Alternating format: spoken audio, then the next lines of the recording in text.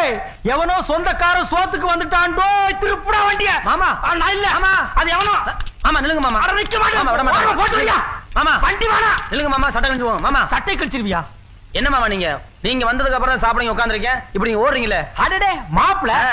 என்ன மாப்ள நீ எப்ப வந்த சாயந்தரம் தான் சாயந்தரத்துல இருந்து இங்கேவா இருக்கிற பாரு மாப்ள உனக்கு எனக்கு கொடுத்து வைக்கல ஒன்னா உட்கார்ந்து சாப்பிடலாம்னு நினைச்சா அதுக்குள்ள கடையில் ஒரு வேலை நான் அவசரமா போயிட்டு வந்தேன் அப்ப நானு ஊருக்கு போ நீங்க போயிட்டு எப்ப வருவீங்க அது சொல்ல முடியாது விடிஞ்சாலும் விடிஞ்சிரும் நீங்க போயிட்டு மெதுவா வாங்க ஆ. நான் சாப்பிட்டு இங்க படுத்து என்னது சாப்பிட போறியா டேய் வண்டி ஸ்டார்ட் போடுறா போறா நிறுத்துறா போயிடுவான்டா அக்கா.